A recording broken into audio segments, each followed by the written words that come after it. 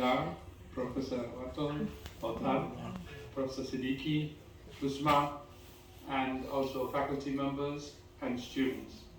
It's a great pleasure for me to be here, and certainly looking forward to have interaction with your university, not only me, but we'll eventually ask some of the other faculty members from my university, perhaps targeting more on the advanced units like year 3 and year 4, and also for the specialization in agronomy units.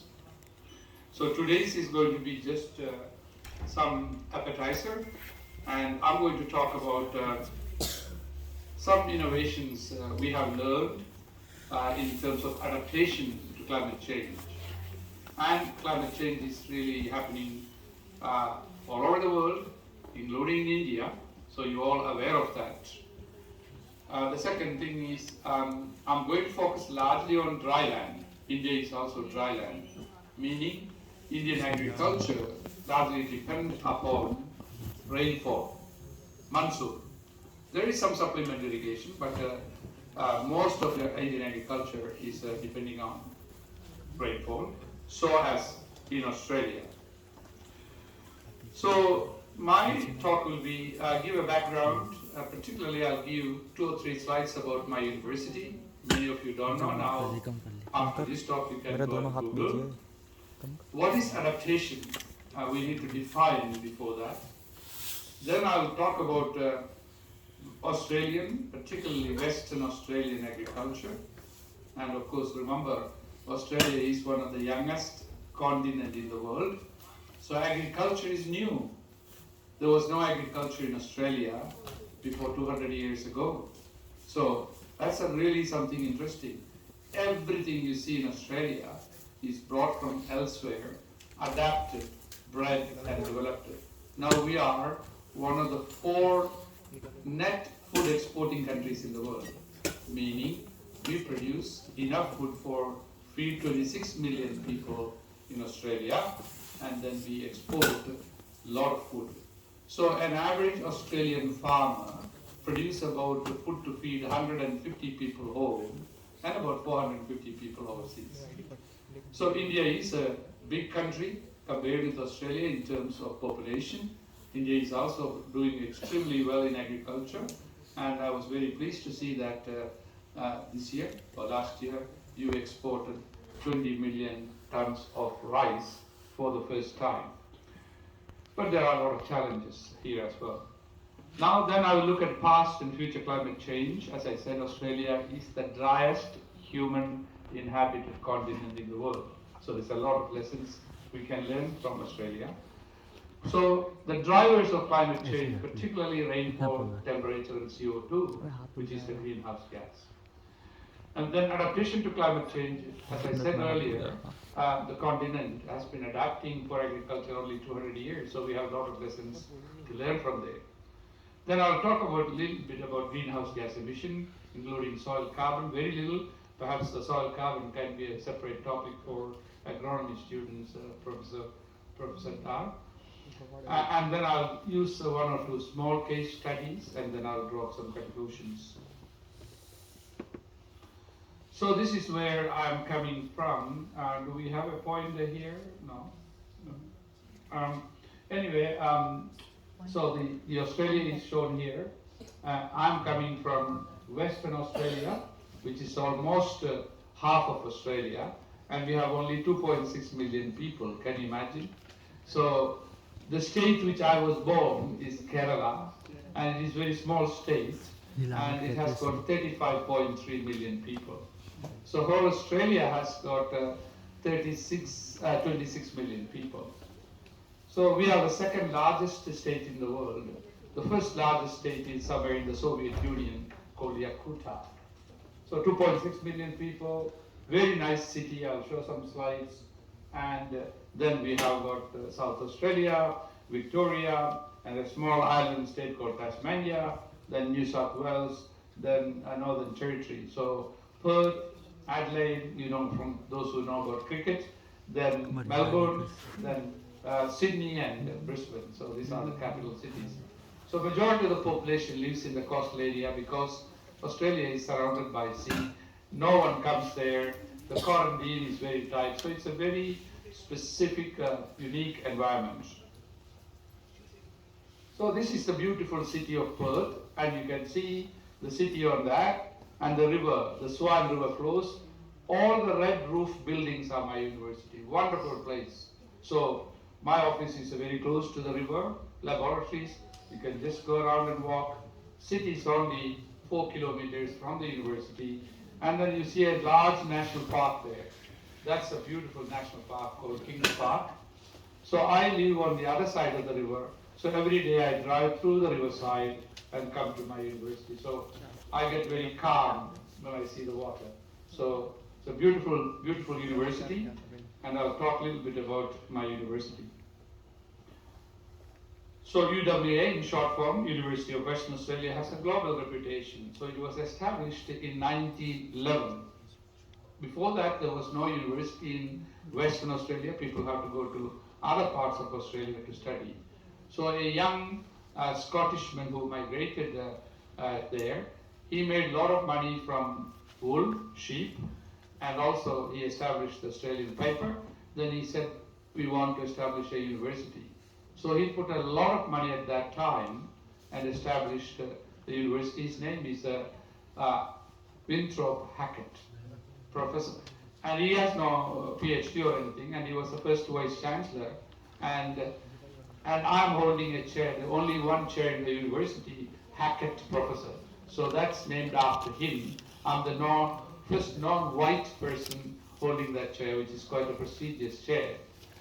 So 1911 we started, and so we are more than 111 years old, and very internationally recognized university. Top 100 various ranking, you go and have a look at it. The most important thing is that we don't have agricultural universities in Australia, so you may be surprised, because being an agricultural country, I keep on telling Professor Gar all the time that India has established the 77 agricultural universities. Now it's time to have more comprehensive universities, because yours is a comprehensive university and mine is a comprehensive university. Agriculture needs interaction with the social science, law, engineering, medicine, and so on. But if you have only agriculture university, then you don't have that. It was a good time when we established the land grant system. Now it's not good in that. So I was very happy now. I'm very happy now. I'm not in an agricultural university. And the other thing is that whatever we do translate. Farmers, in my case, and medical people, the public.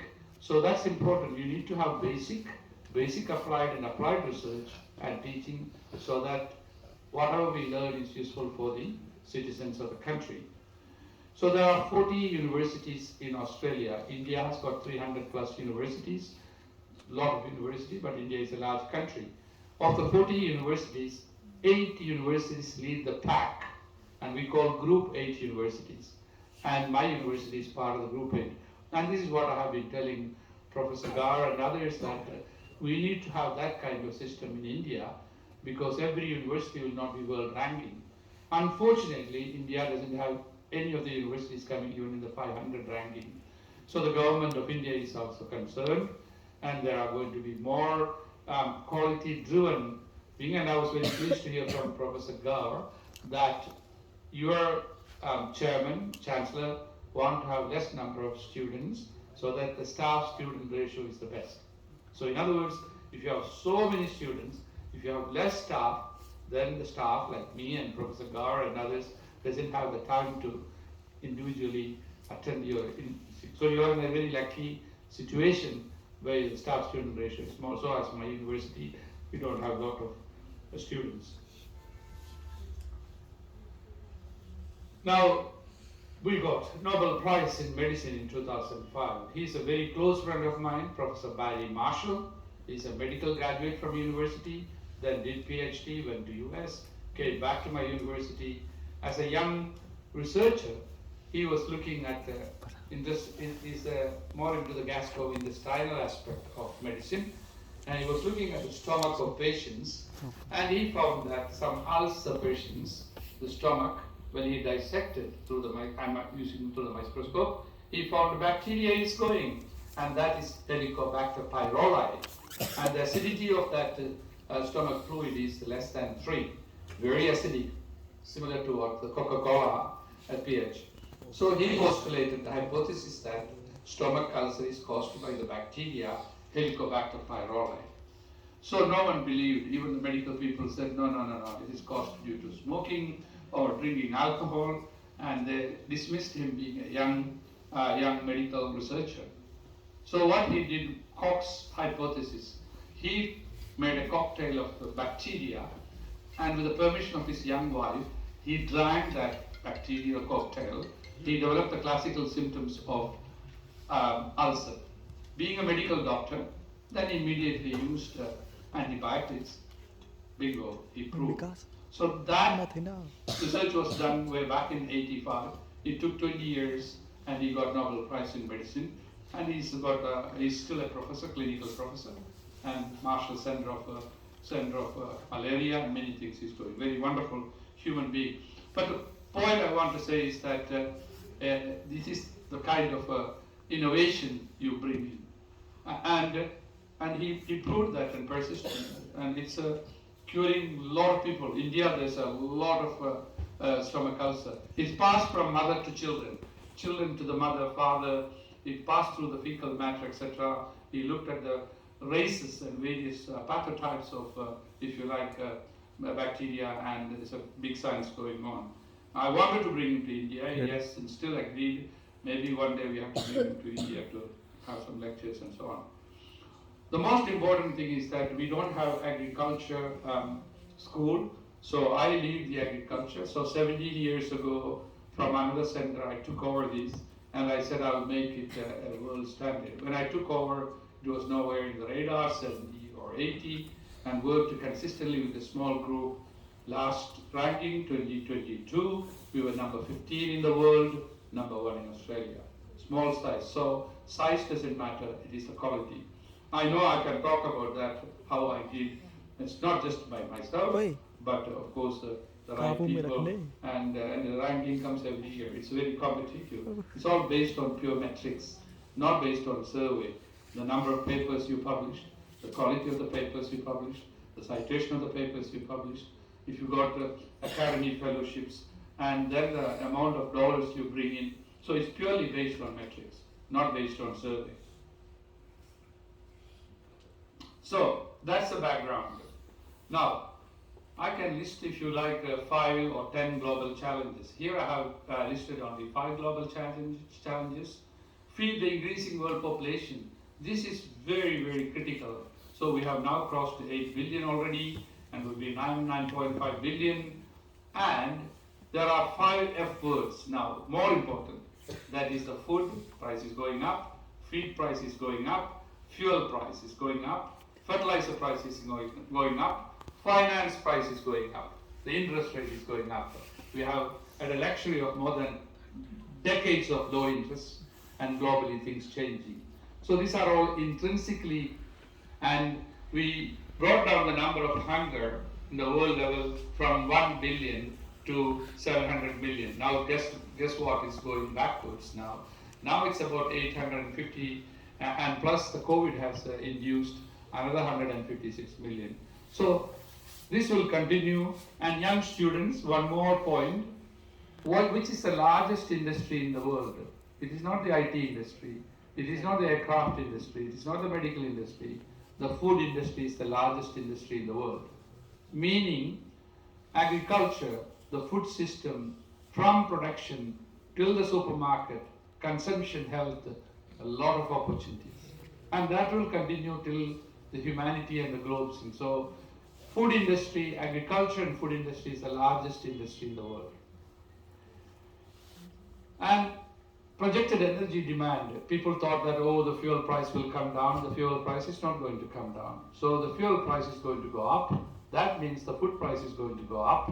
So we need to look at that. So in this context, today's talk, we need to manage the greenhouse gas emission, the mitigation strategies, but I'm going to focus on adaptation, climate change, and climate variability. Of course, we need to preserve the natural ecosystem and biodiversity. So the Green Revolution in India, you may know that the 70s and 80s have done a wonderful job, but at a cost. Go to places like Punjab, close to Haryana, even in Uttar Pradesh, there's a lot of environmental damage. Water level has been going down. A lot of pesticides and fertilizers in the system. And the food you eat and we eat is got a lot of contamination. We were talking about heavy metals, and also antimicrobial resistance is building up in the system. So there's a lot of challenges for India and other places face.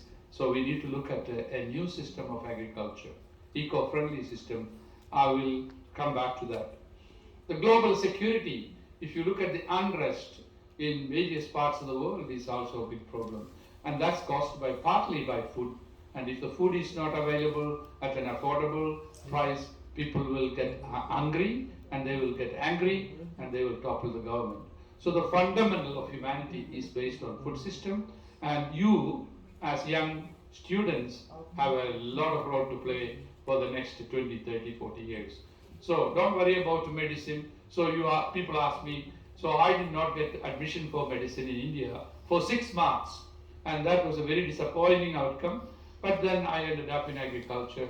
Now if I get another chance in my life, next life, I am happy to choose agriculture as my profession.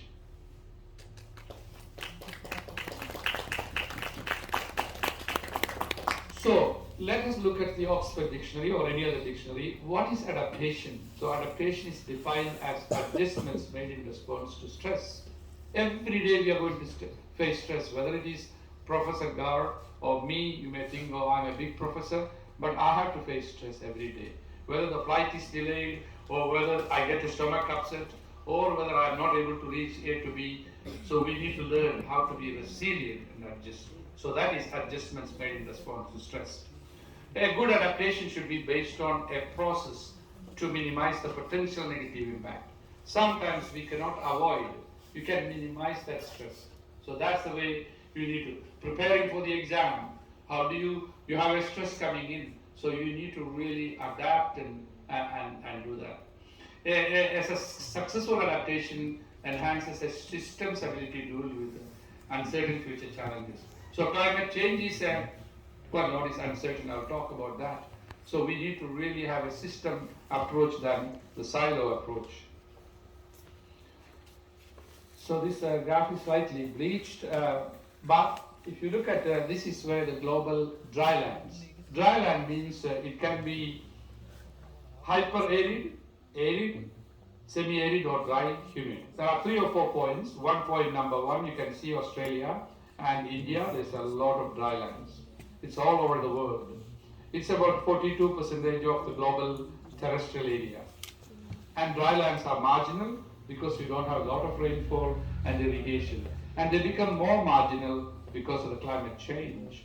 Now the third point is that about 2.5 to 2.8 billion people live in drylands. So it's not simple. So Professor Gar, you may ask why your work is, or my work or my group's work is so much cited, and we live in that corner of southwest of Western Australia. So we address a local problem, but whatever papers and research we do have application in many parts of the world. So that's why the citation is going up. So if I produce a good paper, the relevant to dryland system is picked up by other researchers. So that's one of the things. So people, the vice chancellors come and ask me, why should we have agriculture science at the University of Western Australia? Why should we have an Institute of Agriculture? My answer is that 2 or 3 minutes only I get. One of them I put and say, look, we are solving local problem, but we are connected globally. And he says, go and do the good work. So this is one of the things.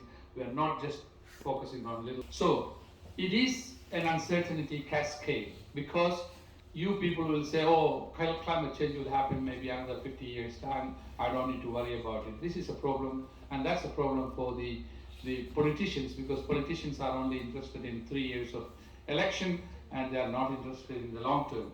So the greenhouse gas emission trajectory. So what IPCC and many others have done is that based on various biophysical things, we are able to see if we emit this much of greenhouse gas, what will be the situation. Then we can look at global climate models projections. Then we can downscale that. So that's where countries like India and Australia, we need to downscale. And then we need to assess the impact and vulnerability. What will be the impact of climate change in Uttar Pradesh? That's the kind of thing which you guys need to look at it based on some important information. Then develop adaptive response. But the problem is, because it's going to be happening in 10, 20, 30, 40 years time, and what I call uncertainty cascade. But good science, biophysical science can help us. We can't wait another 10, 20 years and do a lot of agronomy experiment after 20 years, but we have to do now. Some of them will be based on modeling and based on better science. So if you look at this based on the IPCC model, and the climate change is happening, and if you do nothing with the current practice, and you will find all that red areas are where the crop yield and animal production will be declining. So if we do nothing. So the green areas are looking good because those are the extreme latitudes where the temperature is too cold, but the global warming will give them warmer, longer days. But if you look at Australia, India, South America, Africa, and many other parts, it's going to be declining. So global production will decline if we do nothing. If we do not have the mitigation strategy, reducing greenhouse gas emission, if we don't have adaptation strategy, we will be in big trouble. So, but I'm a good believer of science, so that we are going to do things. And it has got all kinds of climates. There is a little bit of equatorial climate on the top, then we have got the tropical, we got the subtropical, we have got the desert in the middle, very hot deserts, and then we have the grasslands, and we also got very temperate regions. So Australia has got all kinds of climates. We can grow all kinds of fruits and vegetables and animals in different parts of things. It's a large continent, and it has got a very small population. But this is the most interesting graph I did. It's an analog map, shows Australia's different climate zone compared to those cities and countries around the world. For example, the portion which I am is more like Southern California, where I live. And if you go to the top, it's more like India. And the desert looks like Sonora. Sonora is in Mexico. Then Sahara is in Africa, and Sonora. Then you look at much of looks like South Africa, Cape Town. Then we have got California, weather, especially in Melbourne, that area. And then we got very cold Buenos Aires type of weather. So it's a very, very interesting analog map. But having said that, much of Australia is unproductive because it's arid, not much rainfall. That golden yellow bit is where we do grow most of our crops, 300 to 600 millimeter annual rainfall isohydrates. Very small amount of rainfall, and we produce all our crops. We also have a lot of rangelands where we have beef and other cattle production. What's going to happen to Australia? As I said, Australia is already the driest human inhabited continent in the world, and this is based on projections. And if you take 1990 as the baseline, 2030 is not far away, and you can see it's getting hotter. Rainfall is declining, except up in the northern tip, and then evaporation is increasing. So Australia is really facing climate change.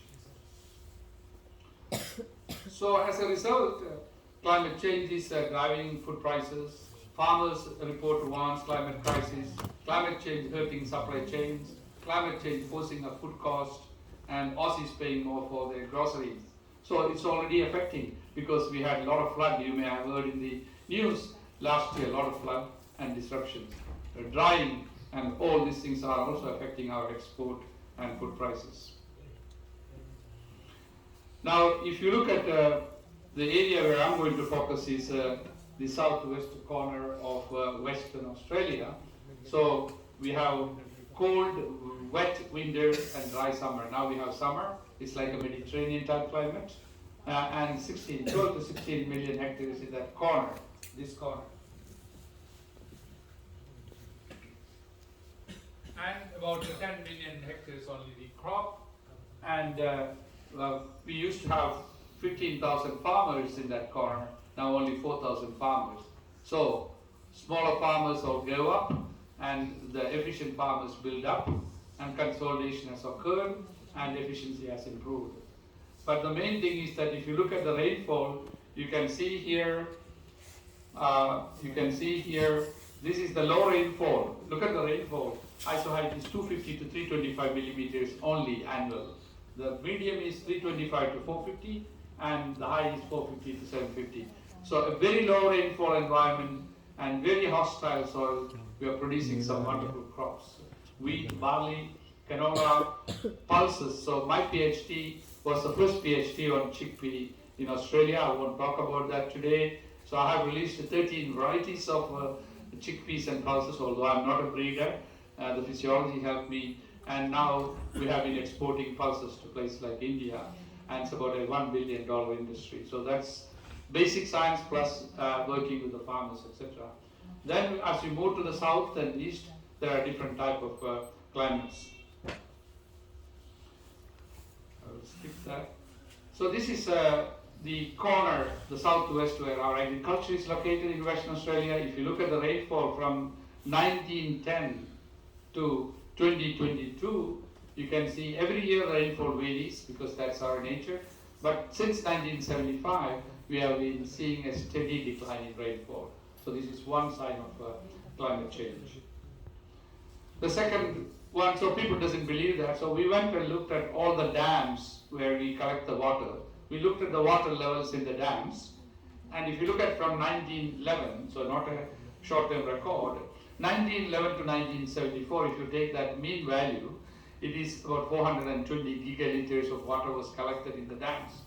1975, when the climate change started, it's 1975 to 2000, it's 238 gigaliters, almost half. And 2001 to 2009, 137 gigaliters.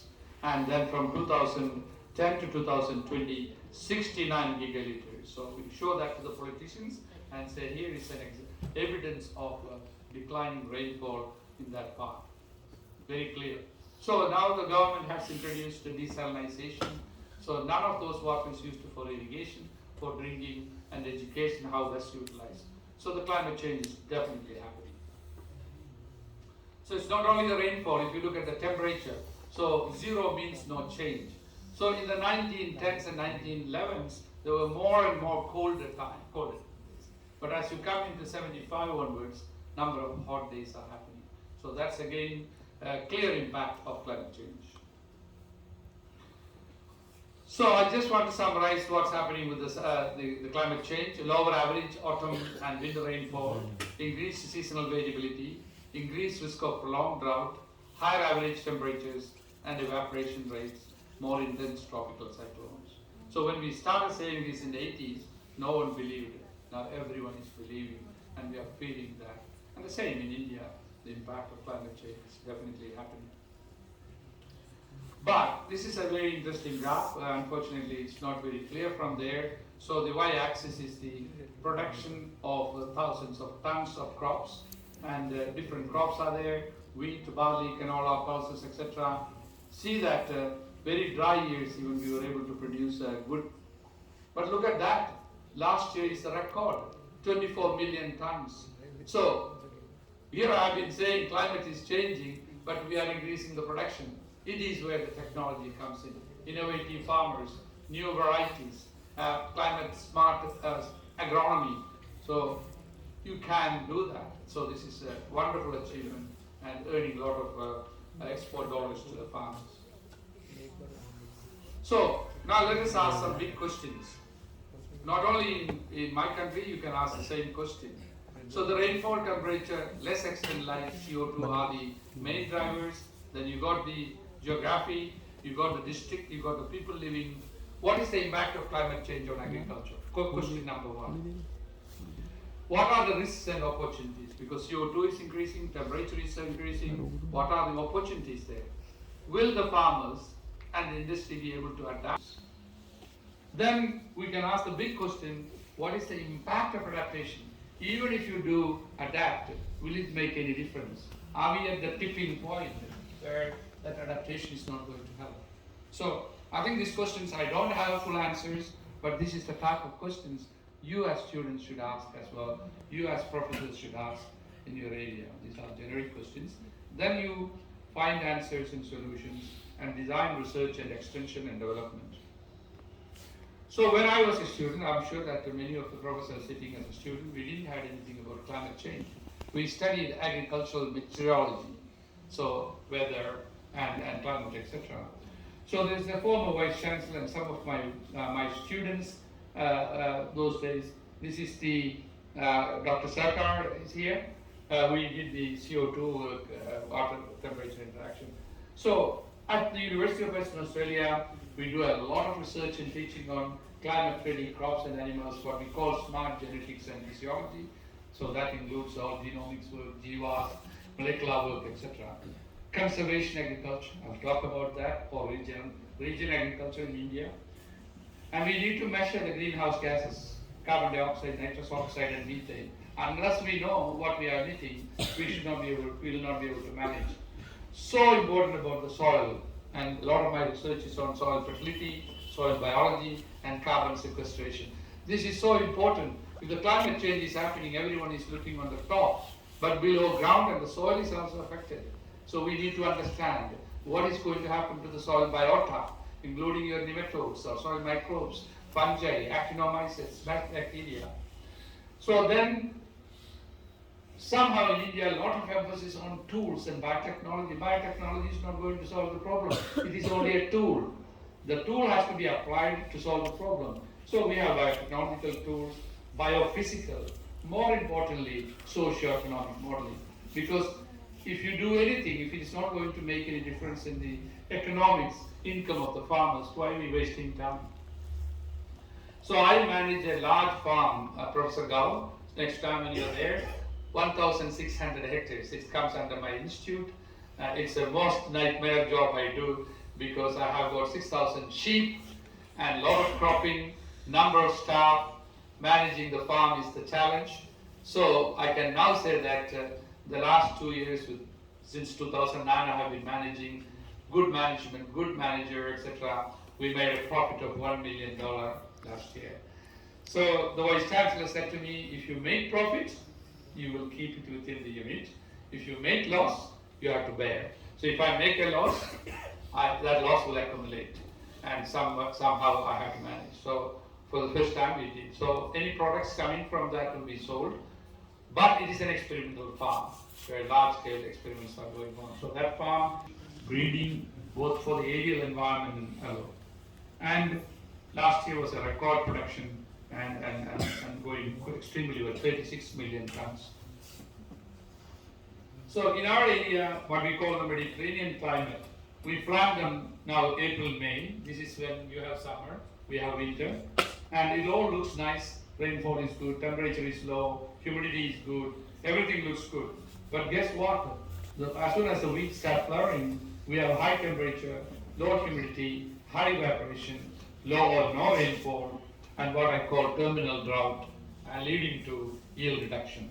So this is where there's a lot of similarities between India and Australia. Although you are on stored moisture, you also leading towards hotter, warmer. Unlike in Canada, they lead to cooler climate. So whereas here, it goes. So that's why a lot of our research has got application and similarities in India and Australia. Now I just wanted to show the wheat yield in tons per hectare on the y-axis and the years from 1860s onwards. So the Englishmen came and started clearing the land and planted some varieties. They got some good yield the first year, like all of you do in your backyard. You get first year, then comes all problems, micronutrient deficiencies, ill-adapted varieties, pests and diseases. That's when the real breeding and other things started. Remember, the early days, the rainfall variability was less, and we were improving yield at 5.6 kilograms per hectare per year. So I've done a lot of papers on these historical wheat varieties and so on. But guess what? If you look at from 81 onwards, it started increasing. So I put this graph and say, why 81? So no one answers. So I said, that's when I came to Australia. So 81 onwards, we have been increasing, basically because we started a good breeding program and good agronomy, good packages, despite climate change we are. But I'm more worried about this part here. And this is where the climate change is affecting. And the variability is increasing, and that's where now we are putting a lot of focus on. So 3 points. Point number 1, wheat was not a crop in Australia. People introduced it. Then we learned lessons. Then we started breeding and agronomy and other work, including fungicides and things. Then 75 onwards, climate change is happening. Despite climate change, we are beating climate change in innovative technology. I won't have detail. Now, what next? My students ask what next. So I put a model here. I have got a lot of studies done on this. So on the x-axis we have got the water, in-season rainfall or water. On the y-axis we have the yield. So if you go and look at, let's say your farm receives about 250 millimeter rainfall, and go and look at the current potential. The current potential is based on the slope of that line in the sector. So the district average is much below the potential. So if you look at here, that's the potential, but that's a district average. Then you need to ask the farmers why you are not getting what we call the yield gap. Identify, are you using the right variety? Are you using the package? But also I can change the slope, and in the set of this is inspired the produced dry matter, what we call transpiration efficiency. That's the current potential. Some farmers are achieving, some are not achieving, so there's a room to go. But I also can shift the slope and also the intercept, which is the soil evaporation, if you like. Then I can create a new potential, what you call smart genetics and so on. So even if the climate is changing for the next 10, 15 years, I still got room to play around. And so that's one of the reasons why we have been able to increase the yield. It's quite a nice paper. Now, this is a paper we have published, and Ratan Lal is one of the authors with me in that paper. Can we decouple agricultural production and greenhouse gas emissions? This is the biggest question. So the answer is that yes. So that depends upon the soil and environmental conditions, the farm managers or the farmers' ability and knowledge, resource availability, the farming technology, the crop input, your fertilizer, your fungicide, and various relevant policies. The government policy is very important. Then I can look at, I was giving a talk in Chandigarh, diversifying crop rotation, optimizing fertilizer amount, time and rate, improving fertilizer nitrogen use efficiency, including legumes, nitrogen fixing pulses in the rotation, and then sequestering more carbon to the soil, adopting low soil disturbance or no-till technology, and reducing summer fallow, especially Indo-Gangetic plain. Rice fallow system is huge. And then we can increase the yield and reduce the greenhouse gas emissions. That will have social, economics, societal values, and soil and environment. I'll show you some data. One of the things which we do follow very vigorously is zero tillage or minimal tillage. USA, Brazil, Canada, Argentina, and Australia lead the pack. India is still behind. China is catching up. Minimum soil disturbance, stubble retention, widely adopted around the world, and mainly in developed countries. But now developing countries are coming. A lot of benefits. You can plant them early. You don't need to wait for plowing too many times. High yield potential. More importantly, the fuel. If you plow your land, you need a lot of fuel and machinery and time. Better soil structure, organic carbon, organic matter, porosity improves, better nutrient recycling, NPK, improved trafficability. So that means you are not having so much of compaction, less pollution, because you are not burning the stubble or you are not sending the pollution into the air, and carbon sequestration. So what is the package? Again, I have written books about it, but minimize or stop plowing, kill the weeds using mechanical or glyphosate, plant early, zero tillers, best varieties, reduce the seed rate. A lot of people are using a lot of seed rate by broadcasting, consistent depth, disease and pest management, rotation because you are including wider crops, don't burn the stubble if possible, and grey stubble. We just published a very nice paper on stubble burning in Haryana and Punjab. Two young researchers from PAU and Azhar contacted me, and we published in a prestigious journal called Agronomy for Sustainable Development, looked at all aspects of stubble burning, including the pollution in Delhi and what management. If you are interested, I can send that to you. So here is a farmer friend of mine. He has not plowed his land for last 20 years, believe me or not. So here is canola, you call here rapeseed and wheat rotation. So his mantra is make sure that every drop of rain goes in for potential use by the crop. So what does he do? So look at that precision agriculture. It's a large scale where you can plant the things closer to where it is and no disturbances at all and retention of that stubble. So look at that, stubble is retained and harvested and he's planting the next crop closer to the furrow. And he was able to achieve excellent yields, even dry years, because of that. Then farmers come and ask me, and also researchers ask me, what is the time scale for your no-till, zero-till technology? So there are different phases: initial phase, transition phase, consolidation phase, and maintenance phase. So the first 5 years, if you're looking this kind of research, you need to rebuild the soil aggregates.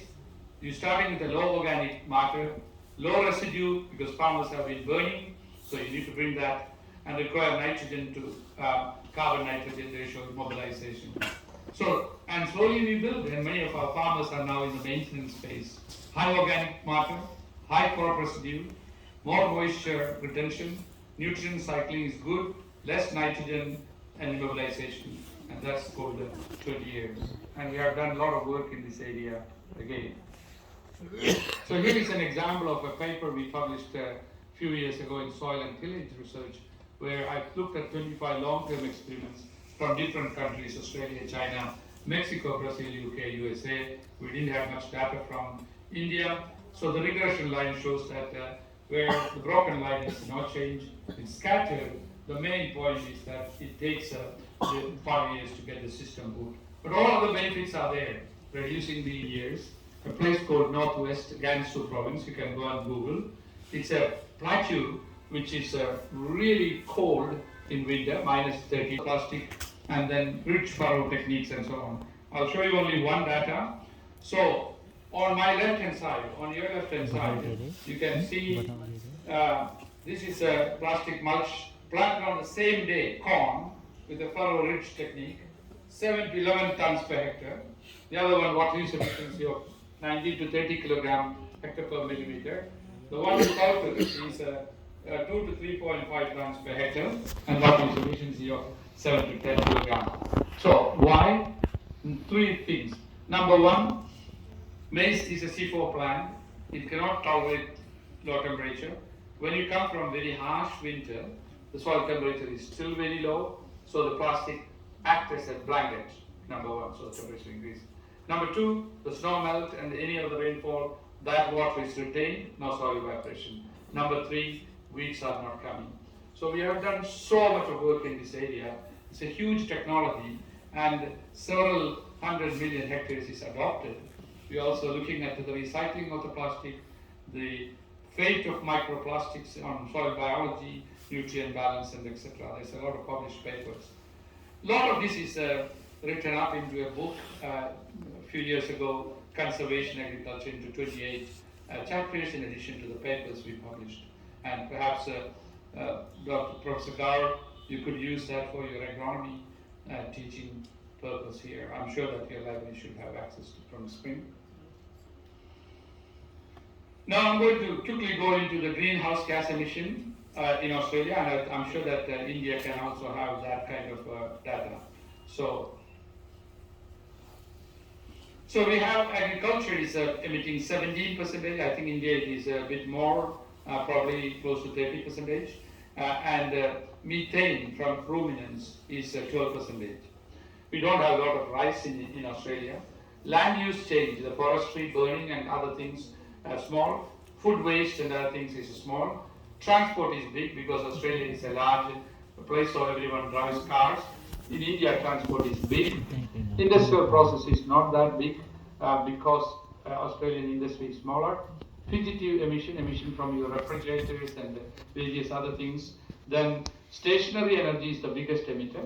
That is your coal burning and electric generation, which will be quite big in India as well. I think we need to know these kind of things before we start looking. I think there are some data in India which one need to look at it.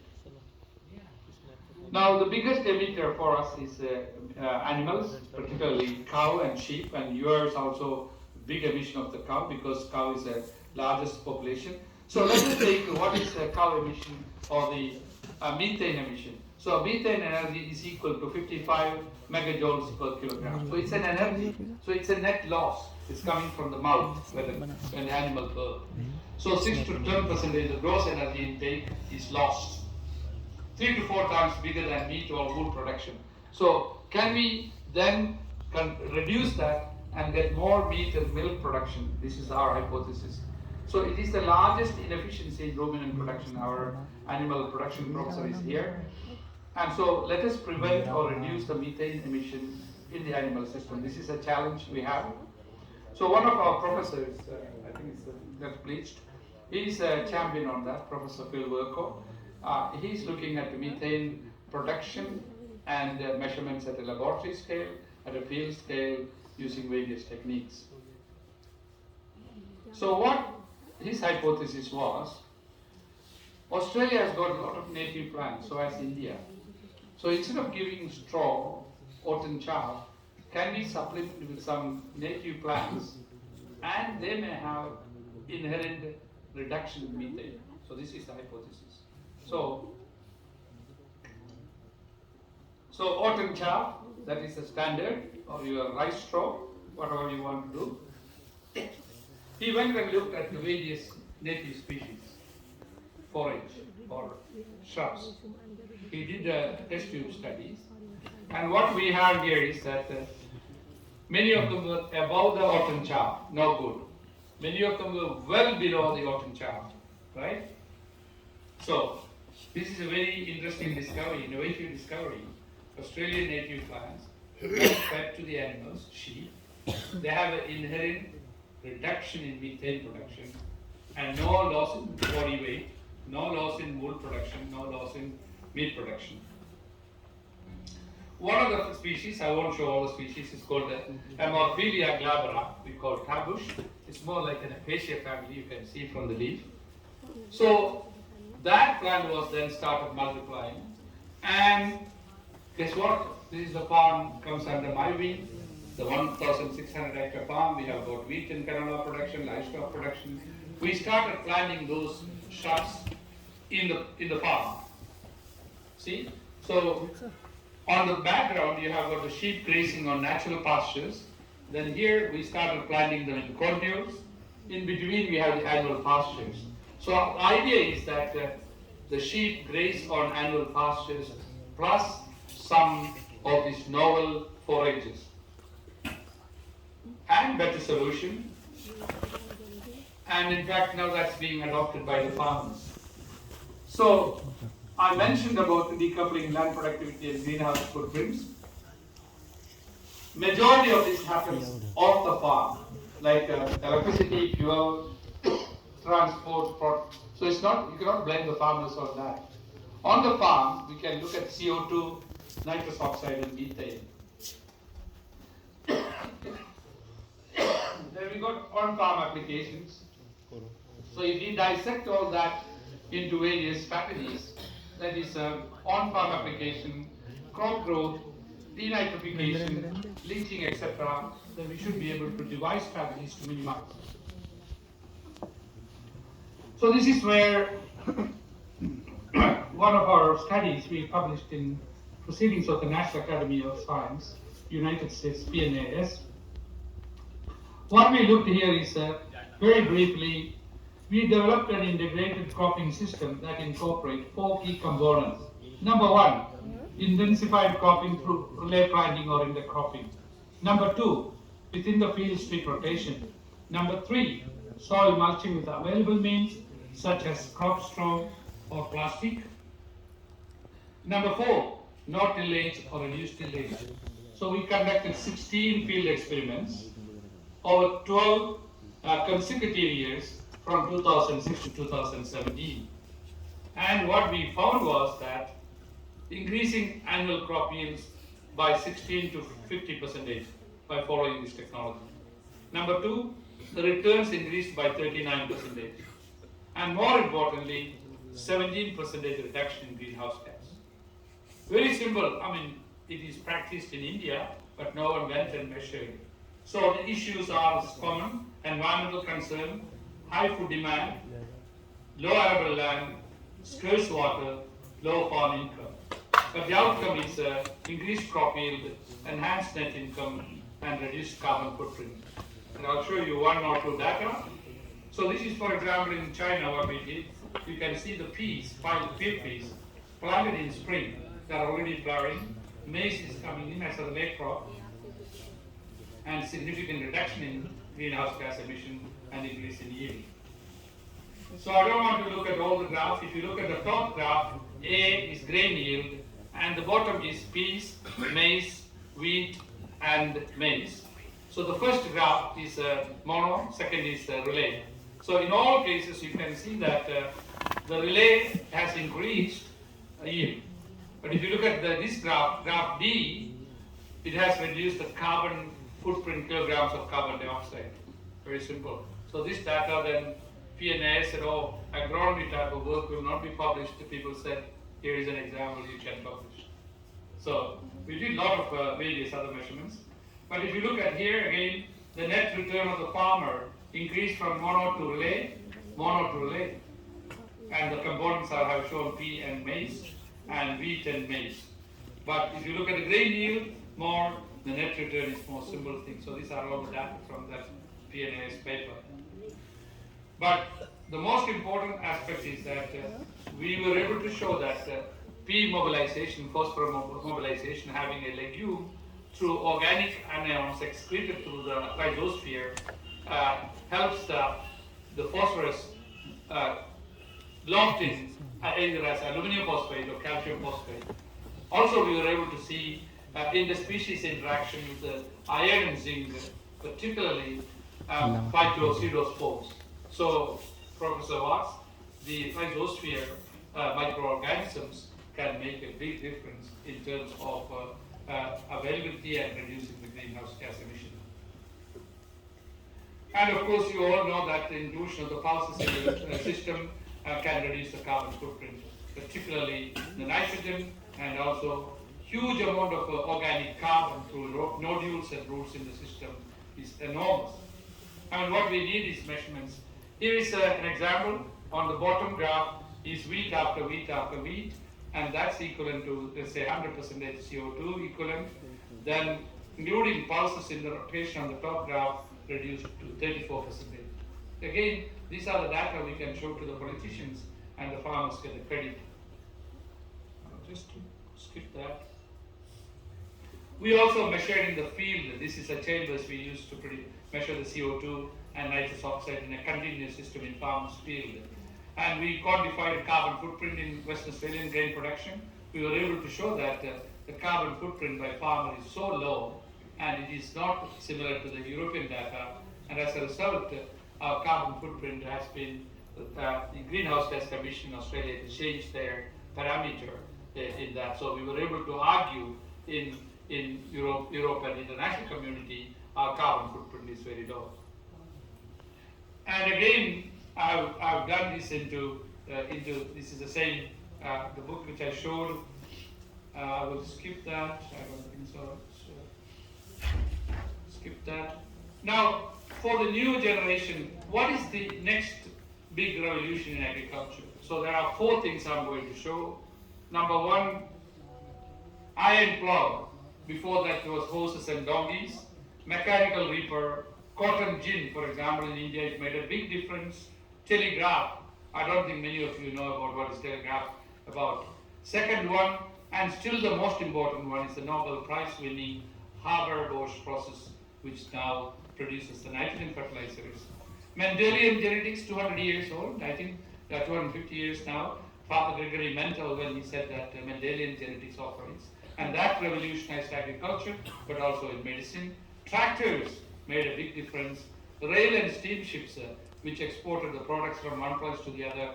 Telephone, we used to have the telephone where we ring and wait for calls, etc. Then comes control traffic, quantitative genetics, epigenetics, internet, and mobile phone. What next? That's where you people will be working. So this is where the DigiScape Future Science platform And anything I have shown here, harnessing the digital revolution for Indian or Australian farmers, land managers, is really making a difference. That's where you need to really put a lot of efforts, but you still need to understand the fundamental aspect of agriculture science. Towards the end of my talk, I can very proudly say I was one of the pioneers who started the farmer groups in Australia in 2000. So I got with a few farmers and said, let us start some farmer groups. So we started 4 farmer groups. Today we have 60 plus farmer groups, and those groups are scattered all over the places. The reason is that government is getting out of extension, and the farmers together can do a lot of wonderful jobs. I'll show you some slides. So for example, we don't do work on research stations anymore. This is in farmers field. Someone is demonstrating the impact of some soil treatment on soil profile. Farmers getting around and looking at that. Here is another example. People say, oh, farmers are getting older. No. In Australia now, younger people are coming on farming because farming is profitable if it's done properly. And you can see young farmers looking at on a field day, which I still attend. And the farmers are making a big voice saying that adaptation alone is not going to happen. We need fundamental changes. We need to look at the mitigation strategies. We need to reduce our emission. So there's a lot of pressure on government to reduce the emission. Energy producing things are changing. A lot of adoption on solar energy and so on. Now, if you look at the change, climate change is happening on the x-axis. The y-axis is the benefit from adaptation. As I said earlier, we can make incremental adaptation, look at varieties, planting time, spacing, stubble, water, nutrient, canopy management. But still the system is going back because we are emitting more. Then what we need is a system-based adaptation, that is the climate change-ready crops and smart animals, climate-sensitive precision agriculture, diversification and risk management is required. Then still we're going to go into 3 degrees or 4 degrees, we are in trouble, and then what we need transformational adaptation. That may be from land use and distribution change, new products such as the ecosystem.